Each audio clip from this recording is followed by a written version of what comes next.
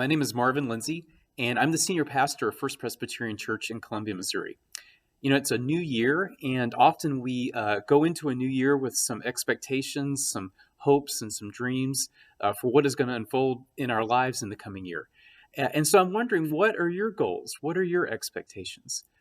Maybe you want 2020 to be the year when you find new friends or find a community of people who can really bring out the best in you. Or maybe you are looking forward to this year as the year that you're finally going to make some really important changes in your life, but you're kind of wondering where you're going to get the support and the strength and the power to make those changes. Or maybe you're wondering, gosh, there's got to be more life than this. There's got to be more to life than just working 5 days a week and hanging out on the weekends.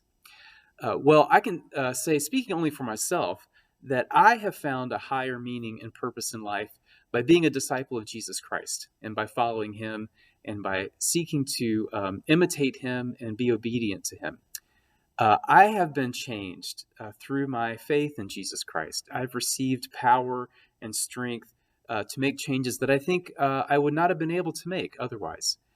And through my participation in faith communities, wherever I've lived, I have found friends and a supportive community who have really brought out the best in me, and whose example and whose love and compassion and gentleness have helped me become a more loving and more patient and more forgiving person. So for Christians, strength for making changes and meaning and purpose in life and community, it all begins in a special ceremony. We call it a sacrament in the church. It's called the sacrament of baptism.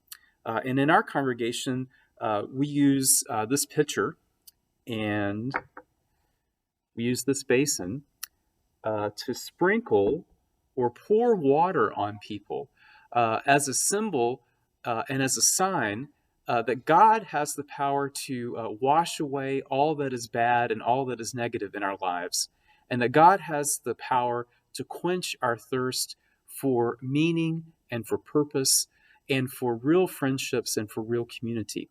And that's going to be the theme of our worship service this Sunday, is baptism, and the strength and the change that comes from being a baptized person, from being a follower of Jesus Christ, and from being friends with those who are following him. And so I want to invite you to join us for worship this Sunday morning. We have two worship services at First Presbyterian Church. There's a contemporary worship service here in our Ramsey Fellowship Center, led by an amazing team, a band of praise musicians. That's at 9:30.